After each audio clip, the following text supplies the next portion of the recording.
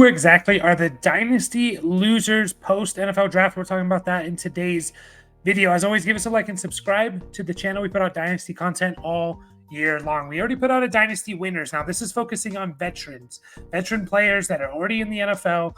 Who are the losers because of what did or didn't happen in the NFL draft?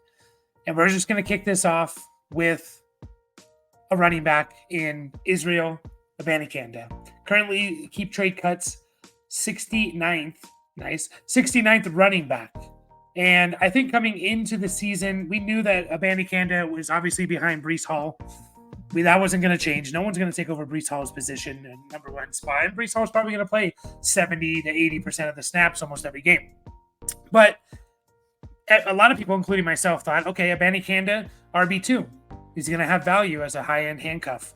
And that could be, not saying it is, but that could be out the window, considering the Jets took two running backs in the draft in the 5th and 6th round in Braylon Allen and Isaiah Davis. So it's unfortunate to see for Abanikanda, a lot of competition there for the RB2.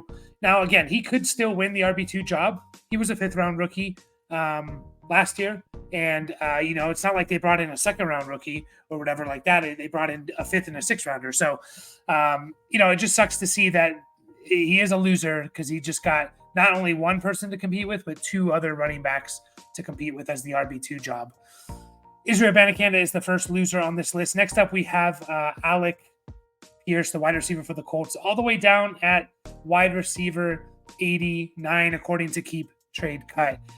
And I'm going to make a dead assets video here in the next couple of days. And Alec Pierce is probably going to be on that list as one of the dead assets. The Colts are an interesting situation. Obviously, you have Anthony Richardson. I don't know if they're going to be a high-volume passing team. You obviously have Michael Pittman there that was signed to a long-term deal. You had Josh Downs as a 3rd-round pick. A 3rd-round pick in the 2023 NFL draft, and now they brought in A.D. Mitchell, a player that a lot of people thought could be a 1st-round pick. They get him in the 2nd round.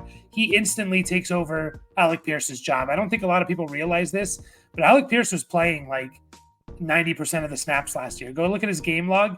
Every single one of his games, except for one, he was over 90% of the snaps. He just wasn't producing.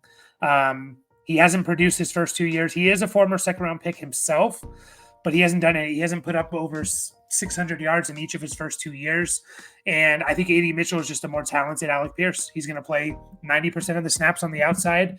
He's going to be out there in 2 wide receiver sets. And now Alec Pierce is relegated to the wide receiver 4. So he's as close to a dead asset as you can get that's on this list. Next up, we have a running back, A.J. Dillon, RB60, according to Keep Trade Cut. A.J. Dillon, haven't been a fan. I liked him coming out of college, and then as I watched him play, I realized A.J. Dillon's just not very good. But the Packers did bring him back, so he was back with his team, and he was set up to be the RB2 behind Josh Jacobs, and we know how the Packers like to use multiple running backs. Well, the Packers brought in Marshawn Lloyd.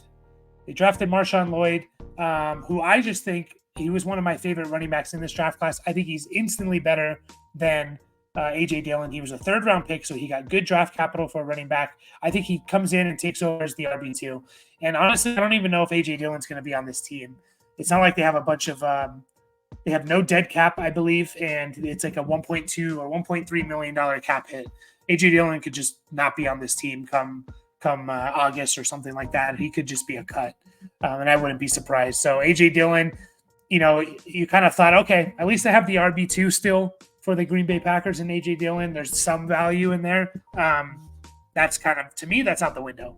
Marshawn Lloyd comes in. He's the RB2, and at best, A.J. Dillon's either on another team or he's the RB3 for this team.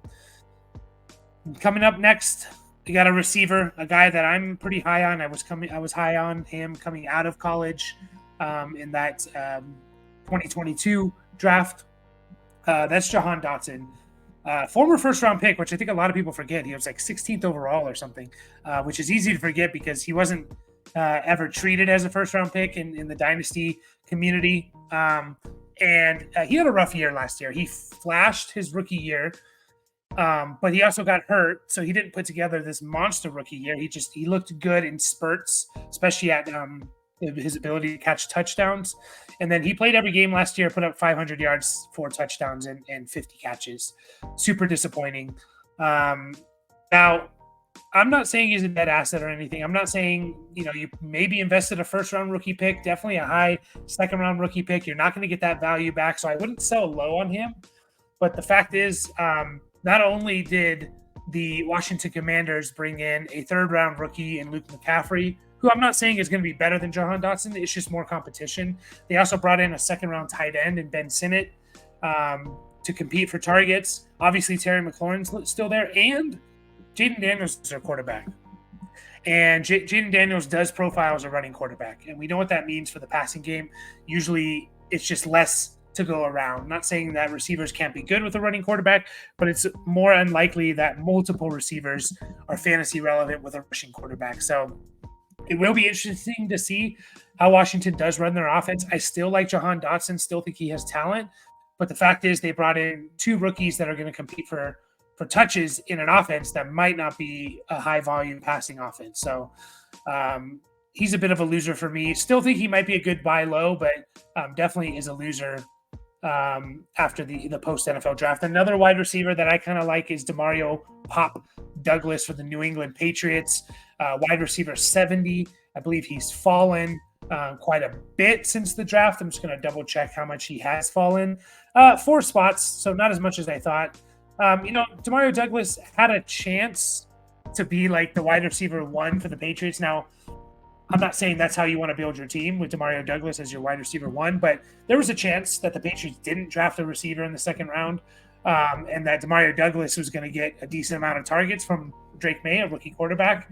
But that doesn't seem to be the case now. Demario Douglas could still be a solid player, a solid PPR floor fantasy players, could just be a solid, 70 catch, 800-yard receiver or something like that.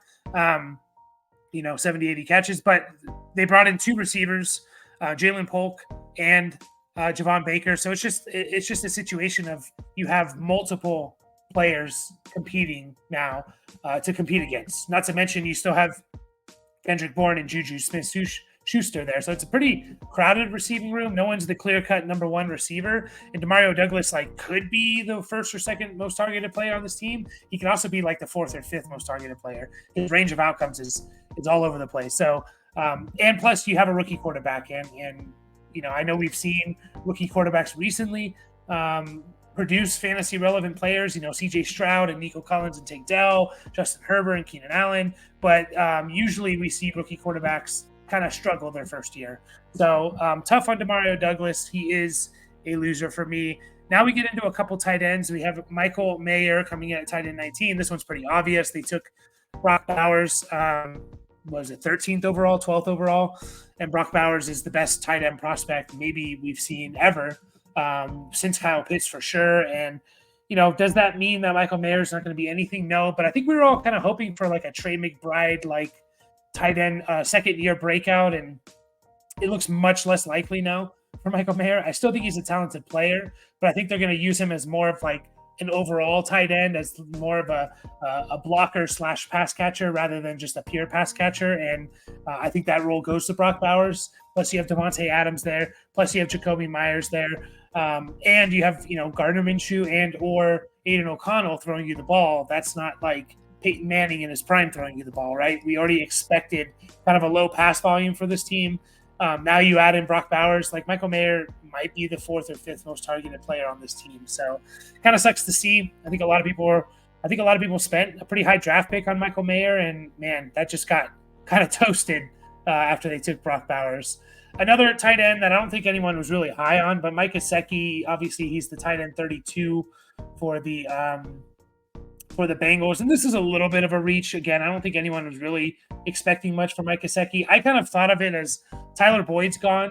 T. Higgins still there, Jamar Chase still there. We've never seen a tight end really produce with Burrow's, version of the Bengals. It's always been like 40, 50 catches, 500, 600 yards, and like 4 touchdowns. CJ Uzama, Tanner Hudson was on pace for that. Hayden Hurst, I believe, as well.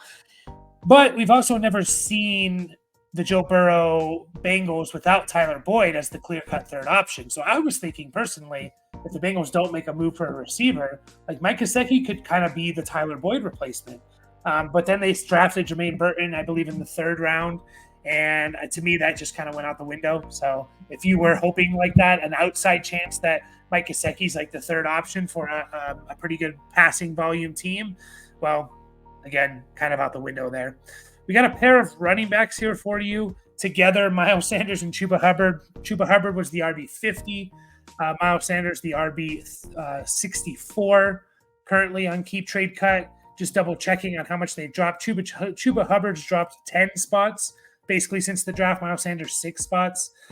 Jonathan Brooks is going to be the number one running back for this team. There's an outside chance he's not ready, and maybe you get a few weeks from Chuba Hubbard, or they bring him on slowly and they do a 50-50 timeshare. But I was kind of excited for Chuba Hubbard as just being like a sneaky top 24 running back this year, with a new offensive coordinator, Dave Canales.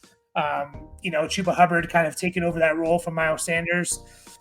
And to me, that's out the window. I think Jonathan Brooks comes in, takes over as the clear-cut RB1.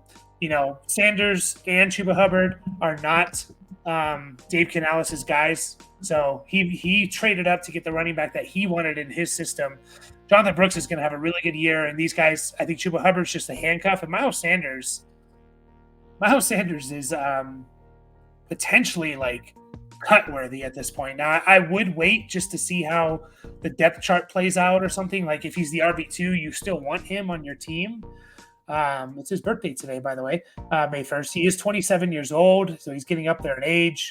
And he was just a disaster last year. So Panthers running backs, unfortunately, are losers. 3 more players for you. 2 wide receivers left. We have Khalil Shakir at the wide receiver 59 position. I think we all kind of thought the Bills were going to bring in a wide receiver. I think we were all, there was an outside chance that they didn't for whatever reason. But obviously they made it a priority. They brought in Keon Coleman. Now they have a bunch of players who I think win in very similar ways in Kincaid, Curtis Samuel, Khalil Shakir, and now Keon Coleman. They kind of win over the middle, maybe with their route running, yak ability, things like that. And that's a little bit concerning for Khalil Shakir, who, again, I think potentially we were going into when the offseason came and Diggs was, it was February, March, whatever, kind of looking at Khalil Shakir as like a sneaky, can he be the second or third most targeted player on this team? Now you have, again, just a crowded receiving room. I don't think he out-targets Kincaid. I don't think he out-targets Curtis Samuel. And there's a chance he doesn't even out-target Keon Coleman. Plus you have the running backs, James Cook and things like that. Like there's a chance that he's the 4th or 5th most targeted player on this team. And that's just not going to be worth much. So still would hold on to him and see how it all shakes out. But I was kind of excited for Khalil Shakir. And obviously, there's a good chance he's just kind of nothing.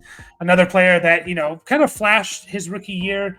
I know Khalil Shakir didn't flash his rookie year, but Trey Palmer for the Bucs. Now this is another player that I don't think we were expecting too much from him, but I think personally, I thought, okay, he's going to go into next year as the wide receiver 3, and we'll see what happens. Is Godwin getting older or Evans getting older, or does one of them get hurt, blah, blah, blah. Trey Palmer flashed last year. I know he had like about 400 yards and 3 touchdowns, but there was a chance for him to keep developing into that consistent third option for the Bucs. And then, unfortunately, the Bucs brought in a player I really like from this draft class, and Jalen McMillan in the 3rd round. And I think Jalen McMillan automatically fits in the slot, and kind of takes a lot of snaps potentially from Trey Palmer. I think Trey Palmer still has the role potentially as like the stretch the field deep threat type of player, but those aren't guys that we can really rely on in fantasy football.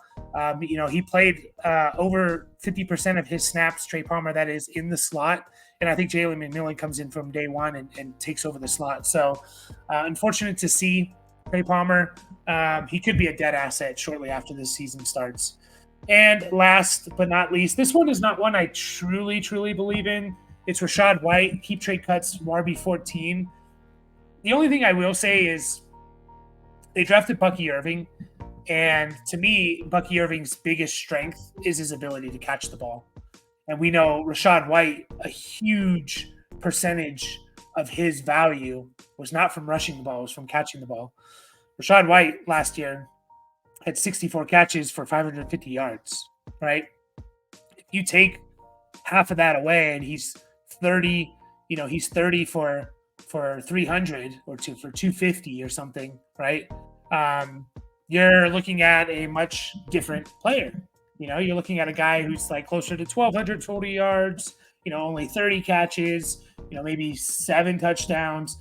And you're not looking at as much of a dominant player. I think they want someone else to complement Rashad White. I just don't think they had anyone on the roster. I do truly believe in Bucky Irving as being a good player. Now, year one, is he going to do anything? I don't know. And if he doesn't do anything year one, then I don't really care because I don't really look at running backs beyond the coming season except for a handful of guys. But if Bucky Irving's going to take anything from Rashad White, it's going to be his receiving. And again, that's what made Rashad White so good. He's averaged 3.7 yards per carry his first 2 seasons, his career average, Rashad White. So he's not doing it on the ground. He's not going to get more than 270 carries that he got last year, in my opinion. So if he's still going to average under 4 yards a carry, he's going to get even less carries and potentially, let's just say, even if they take away 20 catches from him, right? That's still pretty significant, I think, because he needs the volume, Rashad White, to be what he was last year. So something to pay attention to. I don't 100% believe in it, but again, just something to pay attention to. So there you have it, guys. Those are my winners. My losers. I know a couple of you might be thinking, like, where's a guy like Kyren Williams? And I'm going to release a video that's talking about, hey, don't worry about these guys. There's a few guys that I think people are going to worry about and freak out about that I don't think we should. And one of them is Kyren Williams. So you'll see me talking about him later on this week. As always, give us a like and subscribe. We'll catch you guys in the next video.